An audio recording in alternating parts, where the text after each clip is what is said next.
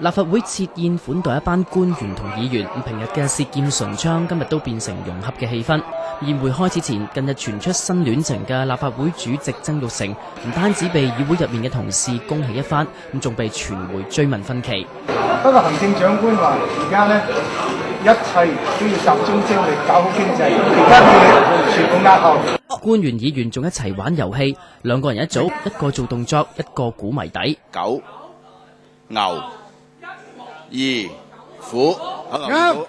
外資嘅金融機構，梗係雷曼兄弟啦，咁發展局局長林鄭月娥同議員譚偉豪猜中最多嘅8個謎底，成為冠軍。估到冠軍組合猜到8個謎底嘅記者都有獎攞。曾鈺成話：希望藉住遊戲加深行政立法之間嘅理解，令議會工作喺牛年更加順利。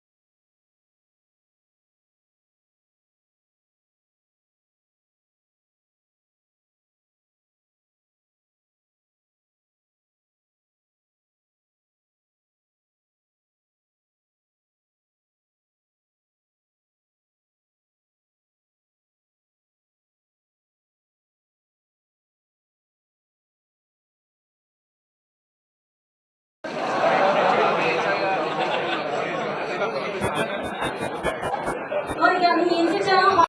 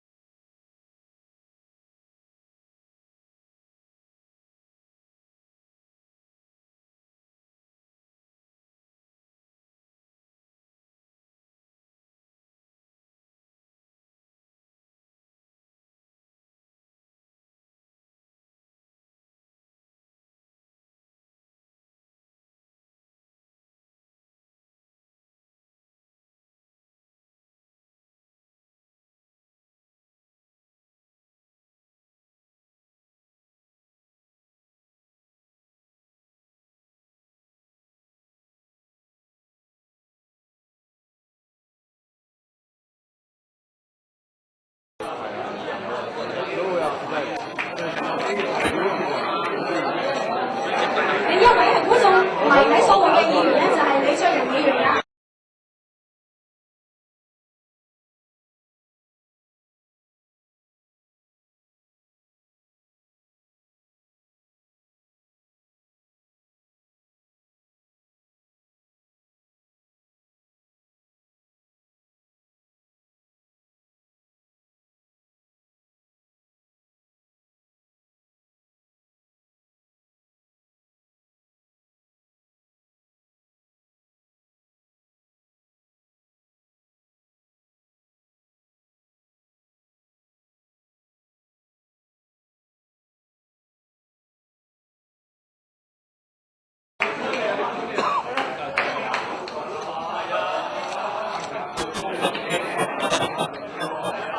而估中謎底嘅全部。